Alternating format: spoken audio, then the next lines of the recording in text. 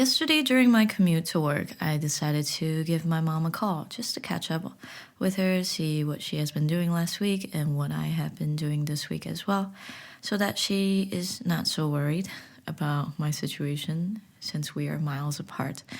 And I thought that would be a good length, just 15 minutes, not too long, not too short. I feel like if I extended my video call to be a little bit longer, it's going to make her to become aware of the fact that she misses me very much. So I just wanted to keep it short so that she doesn't even realize that she is sad. And then we just, until next week, you know? But during that video chat, she was telling me that this year, because my dad will be working and I'm also away, she will be spending Christmas alone with my sister, and it's making her a little sad. Since she feels like the Christmas atmosphere at home is not as thick, is that the right adjective for it? It's just not as intense or as happy as previous year would be because there are less people going to be at home, and she feels that the Christmas atmosphere is also influenced because of that. And I was telling her, well, Mom, it doesn't really matter how many people you're spending it with, it's how much you want to have that Christmas vibe. If you really want to feel Christmassy, even if I'm just spending Christmas alone, I can try to decorate my apartment to reflect that, to make me feel that way. So you have to put in the effort to make it feel Christmassy. Like don't try to blame it on the fact that there are less people at home. However, at the same time, I do feel very guilty that I am not there because I am part of the problem. I am part of the contribution that is making our house less Christmassy, because if you do have more people, it does feel merrier. I would not argue against that. But that brings me to the point of this realization as we age in different parts of the world, and also as we age towards different stages of our life, we have to bid farewell to our loved ones or our friends because they decided to do something that is out of ordinary or that was out of their original plan. And sadly, we have to say goodbye to them for the time being. Even though my stay here might be temporary, might be semi-permanent, we don't know yet because we don't know what the future holds. It's always hard to say goodbye to someone. It's almost like a growing pain that we all have to experience. And we've experienced it, definitely, in different times. And today I thought perhaps I should talk about some of the growing pains that I had, since I've already experienced a few, to put myself really in my mom's shoes and just feel the heartbreak. Feel how such a horrible daughter I am to leave home during the holiday and to spend it overseas. But all jokes aside, I hope that by reflecting on these growing pain, for the next time when I have another situation where I have to say goodbye to someone, I will be more accepting of that change, even though I know it would still be hard, because it's always hard to be separated from someone you love. I hope that I could be more understanding and that my logic would kick in and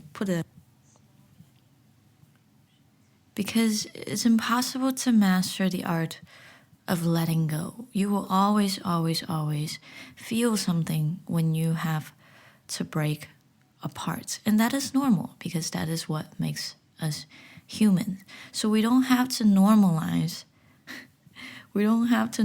becoming numb. We just have to see the good in every breakage and let it become a lesson to teach us how. My first major growing pain was back in 2008 when I had to come to America alone with my birth mother, who I did not know very well. So for me, my world was turning absolutely upside down. It was in chaos. I had to pack up everything that I want to bring to America. And I also have to pack up my feelings that I had for my friends and family back in China. It wasn't very easy since I was in my teens. It made zero sense to me why I had to come to America with a guardian who I did not even spend my childhood with. So this was a stranger to me at this point. I knew that she was my mom. I knew what her name is. I knew her occupation. I knew that she gave birth to me, that supposedly she had raised me until the age of 4. But I had zero feelings other than the feelings that I'm supposed to feel as a mother-daughter duo. I did not have any special memories with her, and I did not understand my father's decision to let me go. How could you let me be taken by this random lady who you used to be married to? And you guys are divorced, so that is very telling of how much you trust this woman. So at that point, I felt very skeptical. I didn't want to do this at all. I did not see the good in this. There was no good in this in my 8 gigabyte memory mind. I just don't understand what could be so important for me out there all the way across the freaking, is this Atlantic or Pacific? Doesn't matter, the world is round. Ocean in the strange land where I knew nothing of versus everything that I consider home. The street food that I eat, the morning routines that I take, the walks that I go on with my dad, the grocery shopping that I do with my grandparents. What is so precious over there that I should give up everything I have over here for? Then my dad and I went on a random car ride. I don't remember if we were going somewhere or that we just, decided to go out and blow off some steam because there was a lot of tension at home.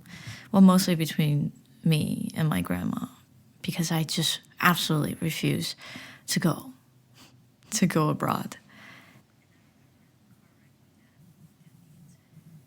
Things might not make sense for you right now, and I know it's hard, but it will make sense in the future, and it will be more beneficial in the long run. What you have to do right now, more importantly, is to take care. Your heart is a sacred place, and you are the gardener that decides what gets to stay and what will be weeded out. So for the flowers that you decide to keep in your heart, for the friendship and relationship, you need to spend a good amount of energy to fertilize it, to take care of it. And for the things that you think it's not deserving to stay in your little garden, well, snip it away and weed it out. I know it sounds poetic when I'm talking about it now. At the moment, I thought it was ridiculous. I'm about to leave your life forever, and you're over here telling me about giving me some gardening tips? It sounded like absolute nonsense to me. But in retrospect, it was a really good advice that he gave me because it is true. I should get to know it so that we can work to have a healthy and happy life. Thanks, Dad. Sorry that I learned this far too late, but I appreciate your tips. And I think my garden is doing well, even though I don't really have a green thumb. I believe that I have been lucky enough to collect a lot of flowers that I did not imagine to come across. So shout out to the little succulents that decided to stay for the wild ride. Hopefully in the future we will have more things to laugh about, but in the meantime, I will always keep you updated. I will always keep you fertilized. That doesn't sound very right, but I will always water you with details of my life, okay? I almost got demonetized there. The second biggest growing pain that I experienced was high school, which is fair, right? High school was a big chunk of our lives. In the States, high school lasts about 4 years, and that is where you make lasting friendships for most people, since that is the last stage of adolescence that we will experience together before we all diverge to pursue our future career and future endeavor. I had this one friend. I had this friend that I considered as my closest friend that I've ever had since I moved to the States. We didn't get along in the very beginning because in the area that I grew up in, there weren't many Asian populations, so we were kind of like the odd ones out at school. And back in middle school, I was the only Asian kid, and back in her school, she was kind of almost like the only one of the few Asians there. So when we came together in high school, it was like, oh, there's another one of us. So we didn't really have a very good first impression, but eventually we grew together like vines. I told many, many things about her, and she told me many things about her life. So we knew each other very well. And in my mind, this was going to be that one friendship we see in the movie where we will sit in the rocking chair together in our 70s and we will laugh about our high school days. But things didn't really turn out that way. It wasn't because something happened between us. In fact, it was almost like the lack of things that happened between us. We grew apart, and it was one of the toughest growing pain I had to get over. After high school ended, 80% of the kids at our lunch table went to the same college, and I went to another one in Texas. While I was waiting for my admission letter, everyone else had already gone to college and started their first semester. And the first semester in college is very critical because we are transitioning to kind of like from kids to actual young adults. We have a lot more responsibility now, and then also your workload is a lot more intense. But I didn't get to go to college in that first term because the colleges that I got accepted to was kind of expensive, and my conservative parents really wanted me to go to that specific college to a point that they refuse, wait, hold on, how do I say this? They did not allow me to apply for the one that was in my city. That was literally 20 minutes away from our house because they thought that it was too liberal for me to be enrolled in that school. And I ended up in that school because financially it made a lot more sense than going to the one that they wanted me to go. And they wanted me to go to that school so bad because one, they're conservative, and two, it was a school that they wanted to go to, but they didn't. So while everyone was enrolling in classes, I was just sitting there and waiting for the application period to open for this school in my city so I can apply because I could easily get in thanks to my rank, thanks to the hard works that I put in for high school. But while I was just existing in this waiting period, my high school best friend has started college. And in the beginning, we said that, we would FaceTime every night. And some days I would even FaceTime her to put her to sleep because she's stressed about schoolwork or she's just telling me about her day. And it was all very new to me. It felt like a long distance relationship, and it was kind of like a long distance relationship since her college wasn't in the same city. But as much as we wanted to keep up this long distance relationship, our lives are becoming more and more different. Our schedules are not matching up anymore. At times I'm busy, she wants to call, or at times she's busy and I want to call. And eventually it faded out because her friend circle grew at her college, and then also I didn't really had a new circle, but I was just working while I was waiting for spring semester to begin at this college. So our lives are changing, and that is natural. And eventually we grew apart. And it felt very frustrating to me was because I wanted it to work so badly. I tried my hardest to make it work, but everything was changing so fast and it was out of my control to keep things the same way. It was as if I'm sitting the front row and watching a movie about us, and that I can already tell that things are not like the same way as before, and I can tell that where the plot is leading towards, and I don't want to keep watching this movie to know what happens next, but I'm stuck in the movie theater and I cannot leave.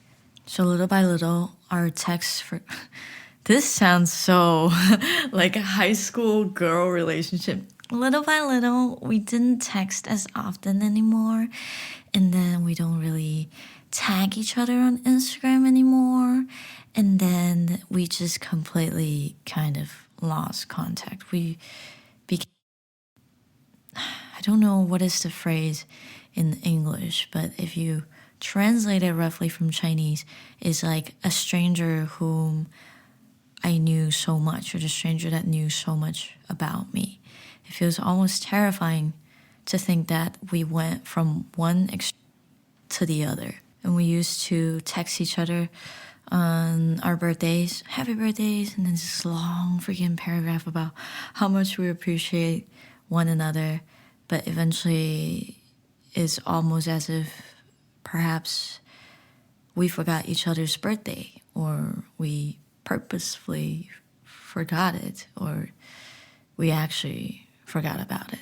I don't even want to know which is the right answer, but I could just feel like it's thinning. It's becoming almost like a sheet of paper that in document, yes, we were friends, yes, we had all these history, but it's paper thin. That's it. Just another page in my history book now. But we did reconnect, I want to say 2 years later, when we were both juniors in college.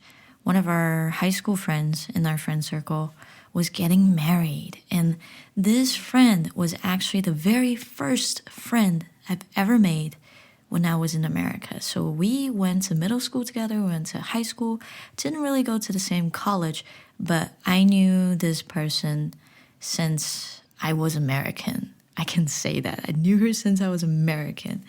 So obviously we went together to her wedding, and I also brought my significant other with me because I thought, you know, even though we don't talk a lot now, you are still the most important friend I had, and I want to introduce an important person in my life to you as I don't know how to explain this. It's not taking your fiance to your parents to get approval, but I just wanted my close friends to know what is going on in my life, I guess. More like a report card, because she still was so important to me. She was like a paperweight in my life. And strangely enough, it felt like as if we never stopped talking. So everything was still sort of natural, and we talked and we say, hey, let's make plans in the future to get together, blah blah blah. But then that would be the second to last time that I talked to her ever since. The next time was a year ago. For some reason, I had this urge to want to reach out and reconnect with her, but I also had this giant fear of reaching out in general because, as I said before, I knew I was thinning out of her life and she was thinning out of mine. But I want to reach out to know how she is doing right now.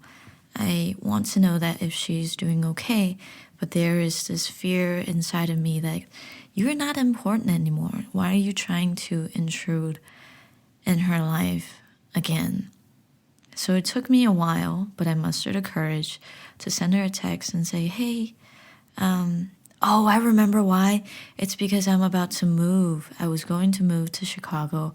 So before I left, I wanted to have some sort of a closure. Yeah, it's more like a closure that I'm sorry that we didn't get to talk a lot these past few years, but I just want you to know that I still value you as a friend. I still value our past. Ooh, this sounds like this sounds weird, but I just want to wish her well. I wanted her to have a good life too. So I guess that's why I wanted to reach out. And I texted her, hey, you want to grab something to eat together? And I have some big news to tell you as well. And she said yes. And when I went to, oh gosh, I don't even want to think about it. No, it's not that I don't want to think about it. It hurts to think about it. We went to grab ramen together for dinner, and over dinner we just caught up with each other's life, talking about, hey, what are you doing right now? And hey, what are your future plans? I know you were doing this, this, and this. How is that going for you? It was just very casual conversations, but while we were having that conversation, I felt so sad because the way we converse, it's like adults now. We're talking about adults' issues, and the energy, the synergy that we felt when we were younger is gone. It's like a polite kindness instead of an intimate moment.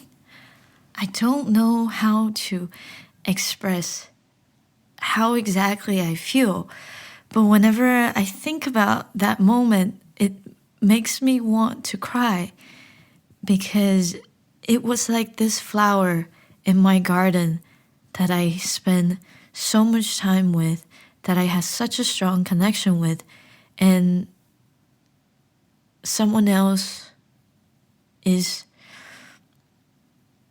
picking up a pot and taking my flower away. And I can't blame them for taking my flowers away because I didn't have the time to make more connections with this flower, or this flower was just leaving my garden regardless, and I felt very powerless.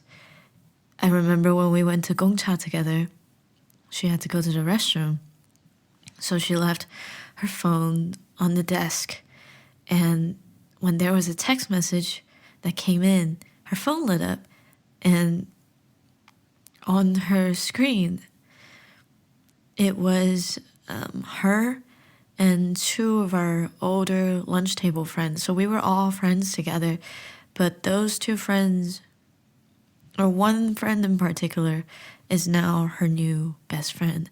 So I'm no longer her new best friend anymore. And it hurts.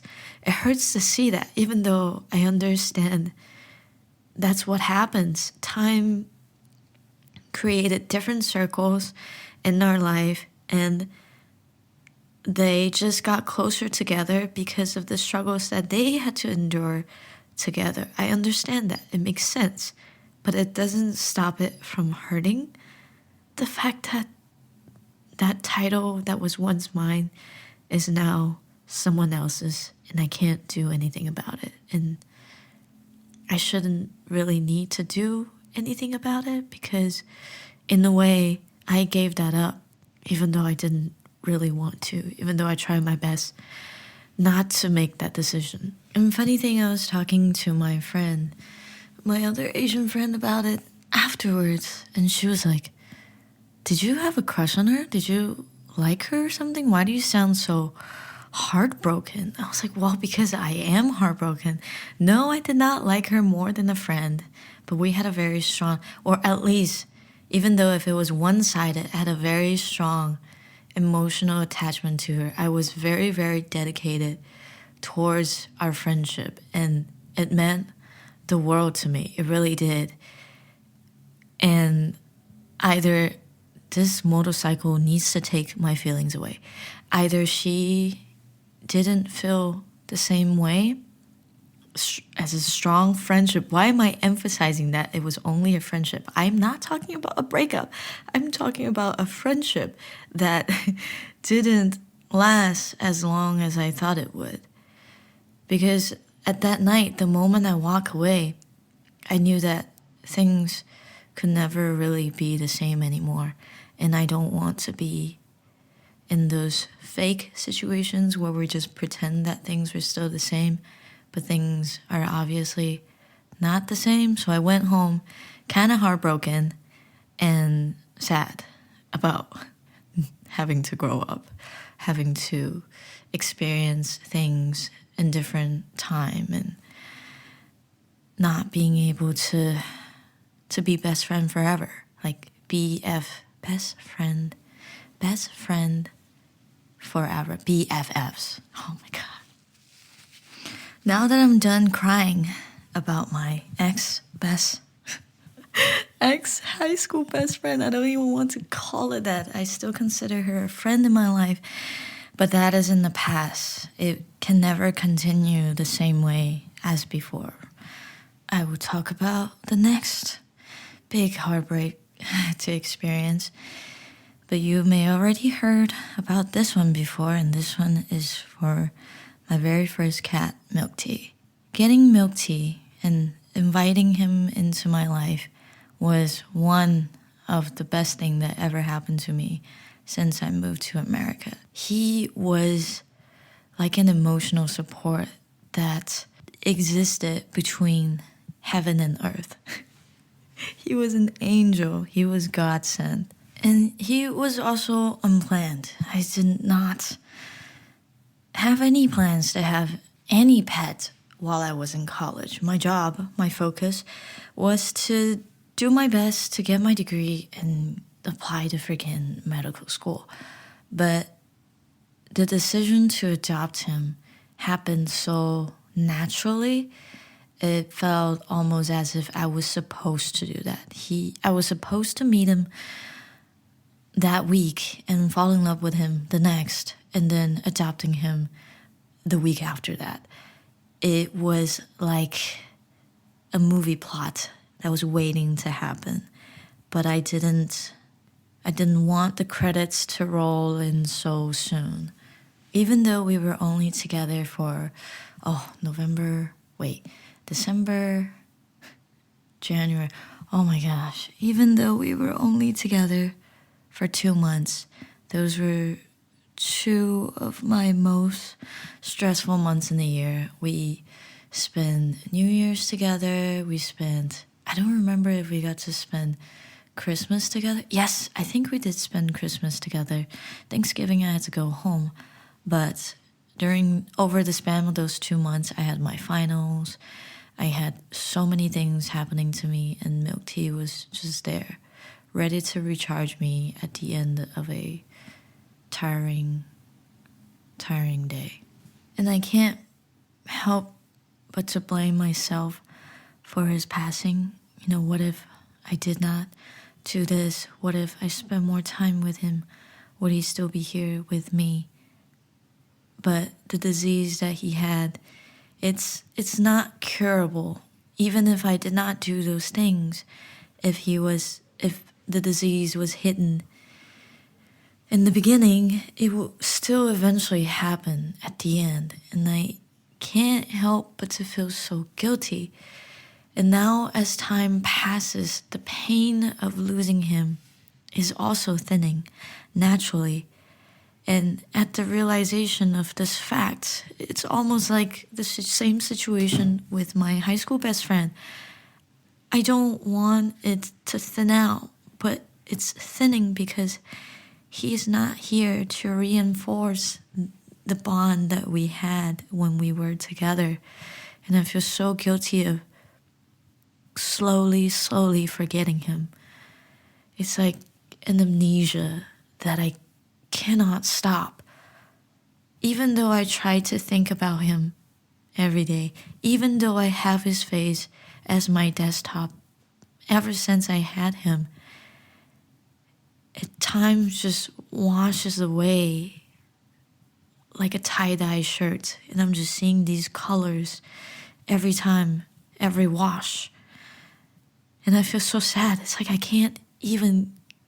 couldn't keep him when he was alive, and I can't even keep him now that he passed away as well. It's just a very helpless feeling. But apparently that is just a part of life. You say hi and you say bye.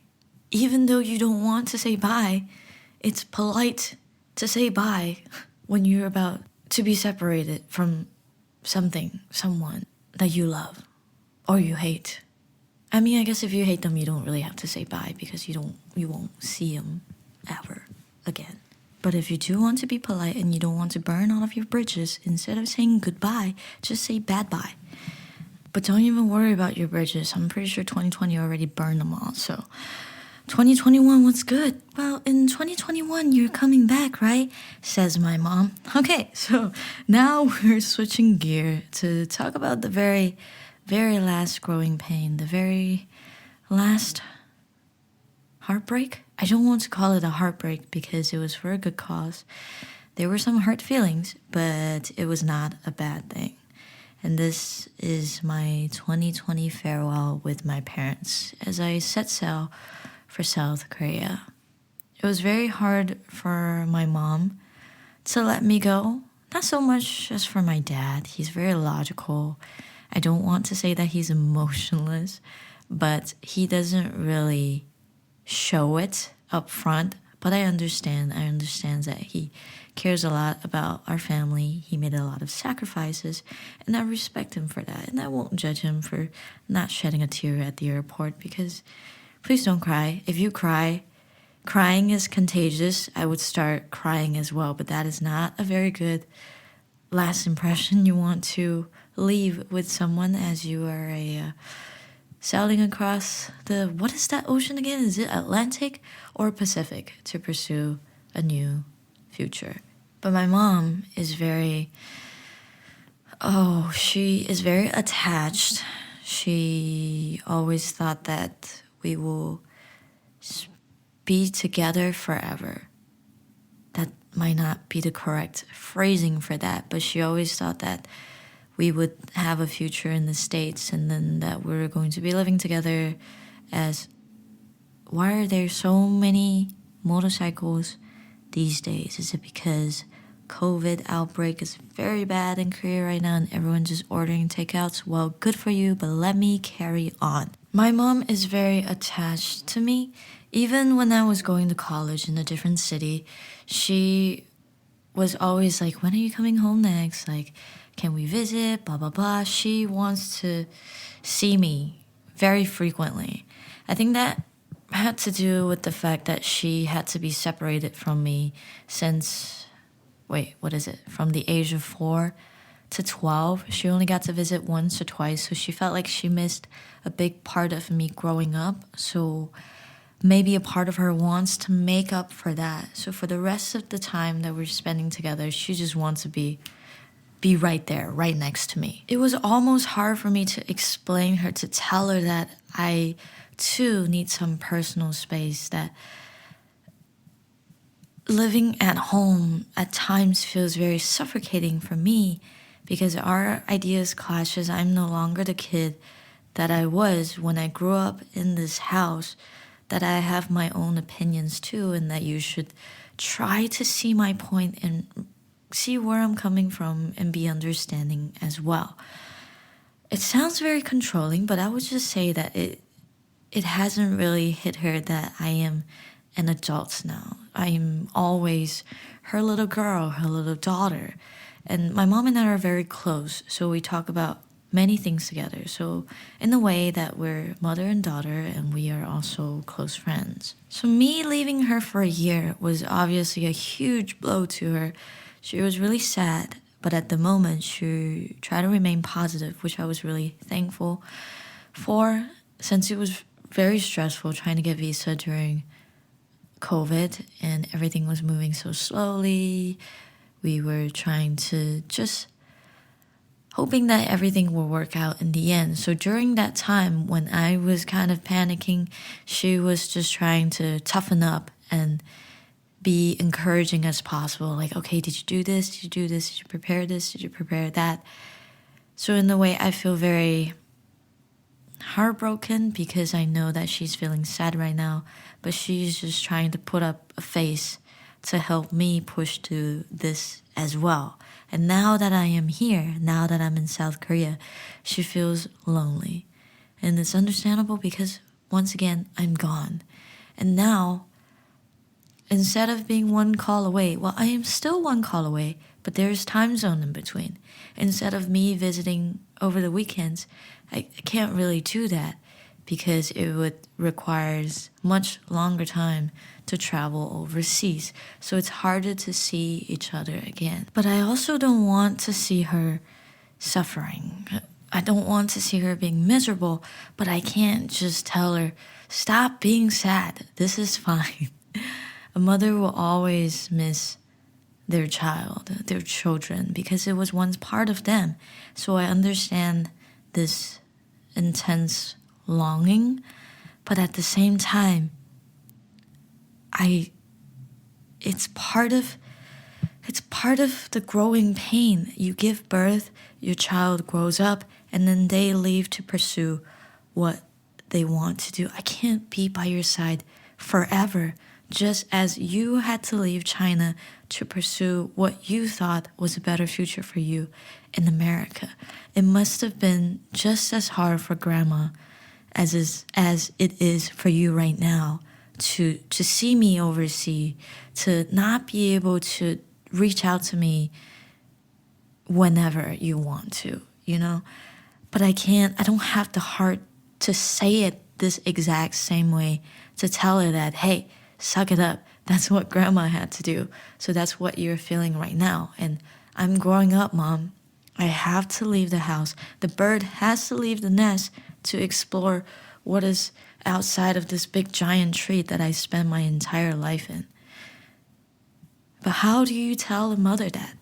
How? I just don't know. And perhaps it's something that cannot be expressed through words. Maybe it just has to be felt in order for us to come to the conclusion that, okay, this is my reality now. I wish there were some words that would instill this peace of mind and ease my mother's heart. But I've tried what I can, and it's not really making her feel better, but rather lonelier. I know it's a growing part that I will probably have to experience once I'm older, but I just wish that it was easier when you had to go through it. I hope my mom will find other things to distract herself with so that she doesn't have to suffer so much while I'm away. That's why I think growing pain sucks, but it's also necessary. We need to learn how to deal with these emotions, how to deal with these situations, and unfortunately the best way to learn how to do that is to experience it. I can't describe to you how skydiving feels. You just have to go skydiving to find out how exhilarating that feeling is, and how terrifying, and how everything just mushed all at once will hit you and give you those doses of serotonin. I can't express to you how it feels. You just have to feel it. And so are many different things in life that sadly we just cannot skip out. Death, departure, and breakups, and all of those terrifying and horrible things.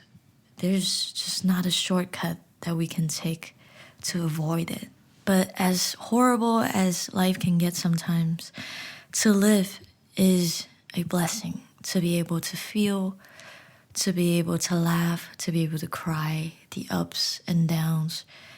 Everything happens for a reason. I keep trying to remind myself of this fact that there is timing for everything, and that to be able to feel how every single thing impacts you, to be able to not be stoic is one of the many important advantage of being able to live. To sit at the movie theater and just watch your movie premiere to see how your life unfolds. It can get terrifying sometimes. There will be bad parts in the movie that you wish you could cut out. But it will be a journey, and it's a journey for all of us to experience everything.